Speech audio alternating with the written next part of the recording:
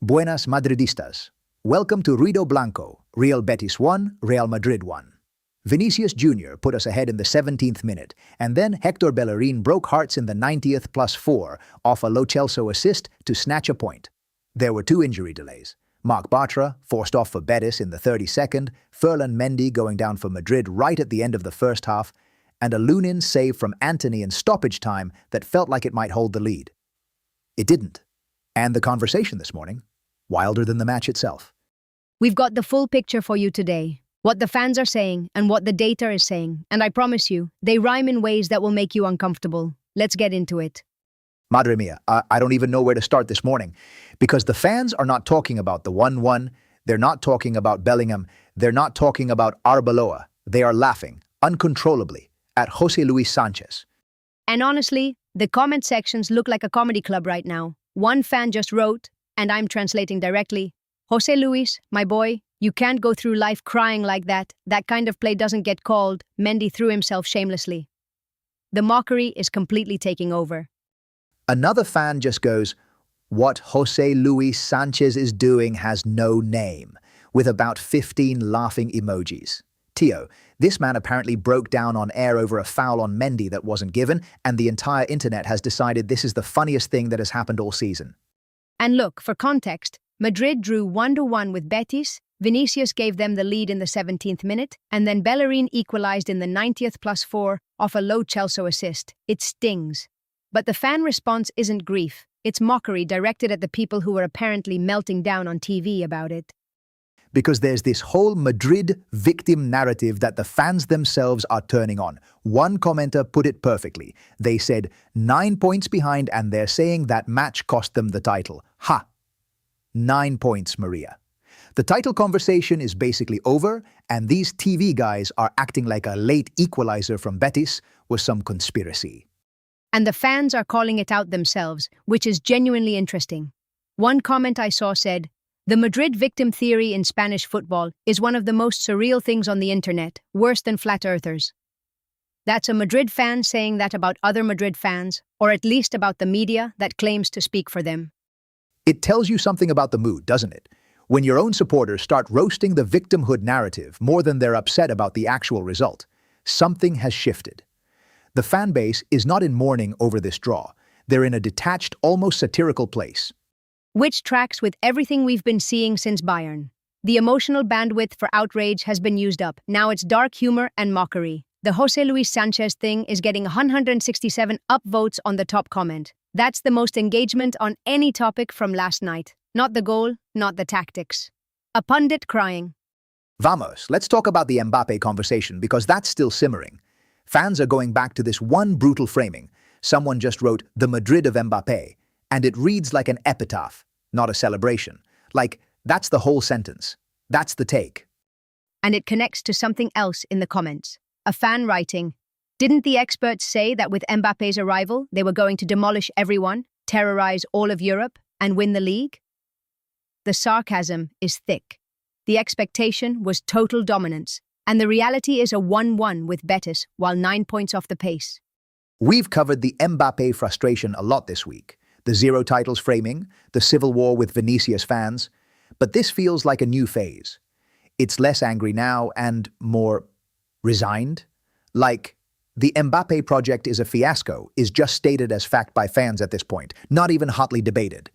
One comment actually bundles it all together in a way that's almost poetic in its pessimism. They write that Barcelona corrupts the federation, the Mbappé project is a fiasco, and therefore Spanish football loses quality and fairness. It's a conspiracy sandwich, but the Mbappé layer is doing a lot of the structural work there. Que barbaridad. And notice that even in that conspiratorial take, Mbappé isn't being defended. He's cited as evidence of failure alongside institutional corruption. That's a brutal place for a player to be in the fan imagination, only one season in. Now, let's shift to something I genuinely did not expect to be discussing this morning, the Bernabéu relocation debate, because apparently this blew up in the comments and it's fascinating. Out of nowhere, one fan raises the question, what would happen to property values in the neighborhood if the Bernabéu moved to Valdebebas? And suddenly, everyone has opinions. The comment with 38 upvotes, the highest on that topic, just says, No matter how loudly some people bark, the Bernabéu is where it is and where it will stay. Which is an interesting response because it suggests this relocation idea is being discussed loudly enough that someone felt the need to shut it down firmly. You don't write no matter how loudly some bark unless the barking is genuinely audible.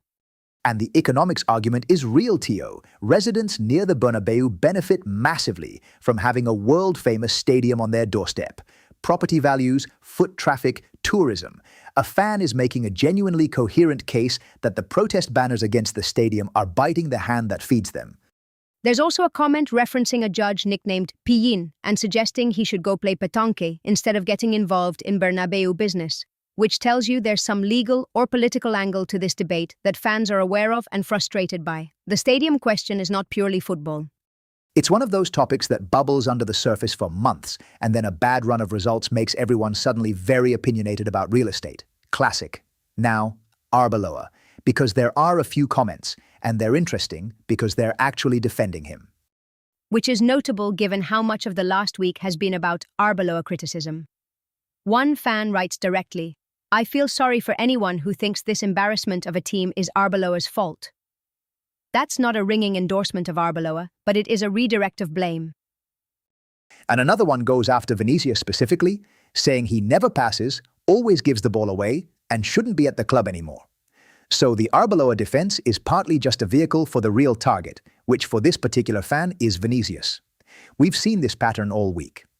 There's also a comment defending Arbeloa on the Mendy foul specifically, saying it was a clear foul on Mendy and no image of it was shown, and then telling people to criticize whatever they want. It's a very specific grievance that connects back to the José Luis Sánchez mockery. Everyone is arguing about the same moment from completely opposite angles. Which is kind of beautiful in a chaotic way. The same non-called foul on Mendy is simultaneously evidence of referee conspiracy for some fans and a source of mockery at the people crying about it for others. Same moment, completely opposite emotional reactions. That's the Real Madrid fan base in 2026. And that is genuinely where this fan base is right now. Fractured enough that the same 90 seconds of football produces completely irreconcilable interpretations. No Champions League, title race essentially over, and the loudest conversation is about a pundit's tears and a foul that wasn't given. Next up for Madrid is Espanyol on May 3rd, 8 days away. Plenty of time for the comment sections to absolutely spiral in 17 different directions before then. Tomorrow morning we'll be back to dig into whatever new chaos the fans have cooked up overnight. Hala, Madrid. And honestly, given this fan base's creative energy lately, I fully expect the discourse to have moved on to something completely unexpected by then. See you tomorrow. Okay, so the fans are laughing at pundits, arguing about real estate, and writing Mbappé's epitaph. But here's the thing that's been nagging at me through all of that. The fans who are furious about the result aren't wrong to be furious. They just might be furious at the wrong people. Maria, you've been sitting on the numbers this whole time. What does the data actually say happened in Seville last night? Here's what the cameras didn't capture, Rafa. Real Madrid generated an expected goals on target figure of 2.3963 tonight. Betis, 1.5448. We're talking about Real Madrid putting nearly 2.5 times the shot quality on goal, and the score was 1-1. Madre mia. So the data is saying Real Madrid should have won this comfortably, and instead we're sitting here with a 1-1 draw against Betis at full time? That stings differently when you put numbers on it. The numbers tell a completely different story than the scoreline suggests, and the reason for that gap has one name: Álvaro Valles. He made 7 saves tonight, 6 of them from inside the box. 6 times Real Madrid got a shot away from close range, and 6 times Valles got there. 6 saves inside the box? Tio, that's not goalkeeping. That's robbery. That's a one-man crime spree against us in our own attacking third. And here's the save that defines his night. In first half stoppage time, 45+1, Antony gets a shot away toward the top corner. Valles gets to it, the shooting performance figure, which measures how much a goalkeeper outperforms their expected goals on target, was 0.0906 for Betis and 1.3779 for Real Madrid. Valles was operating at an elite level. Real Madrid's finishing was actually efficient. They just kept running into a wall. So Real Madrid were actually finishing well by the numbers, and it still wasn't enough? That top corner stop from Antony, I was already celebrating. How do you even save that?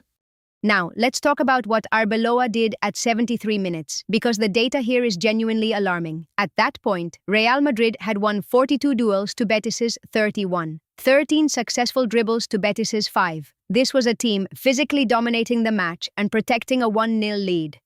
Right, so we were in control. Why change anything? I was watching and thinking, Venga, just see it out. What did Arbeloa do?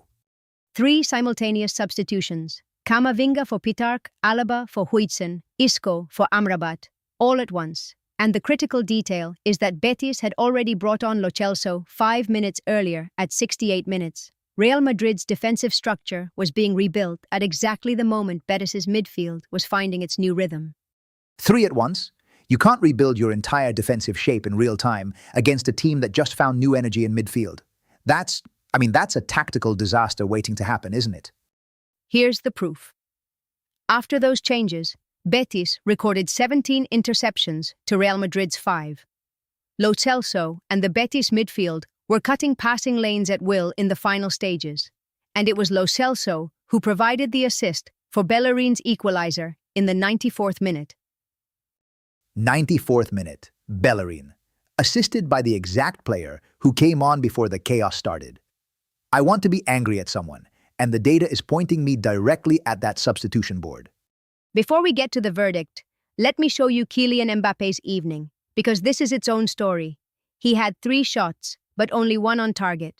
His passing accuracy was 79%, the worst of any Real Madrid outfield starter. And he completed just 1 pass into the final third all game. 1 pass into the final third? Bellingham alone had 8, you told me. So the man with 24 goals this season was essentially a spectator in our attacking build-up tonight?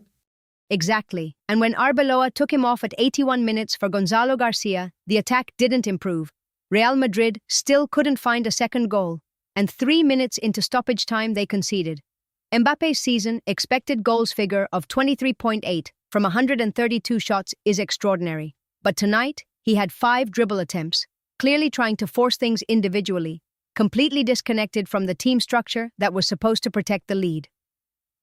So the big picture is this. We dominated the duels, we dominated the shot quality, we had nearly 2.5 times the expected goals on target, and we still drew. 1 goalkeeper, 1 chaotic triple substitution, and 1 Mbappé who went missing in the game we needed him most. Arbeloa has some serious questions to answer. And here's the punchline the expected points model was already warning us about. Despite leading for most of the match, the data gave Real Madrid only 1.06 expected points tonight. Betis, 1.68. The model considered a Betis win the most likely single outcome before a ball was kicked in stoppage time, and Arbeloa's triple substitution made that model look absolutely prophetic. So here's where we land. Madridistas? The fans are laughing at José Luis Sánchez's tears, and honestly, fair enough, the mockery is earned. But underneath the comedy, the data is telling a genuinely painful story. Real Madrid were the better team by almost every number that matters. They ran into one of the saves of the season from Valles, and then their own manager dismantled a winning structure in real time with a triple substitution that handed Lo Celso exactly the space he needed. The Mbappé frustration you're reading in the comments? The numbers back it up tonight. 1 pass into the final third is not good enough. The fans sense something is broken. The data shows you exactly where the fracture is. 9 points off the pace, a draw that the model said was always coming, and a fan base that has moved from grief to satire. That's the state of Real Madrid on April 24th, 2026. Tomorrow we'll be back. Espanyol is 8 days away, and the questions around Arbeloa's substitution patterns are not going away quietly. See you tomorrow on Ruido Blanco.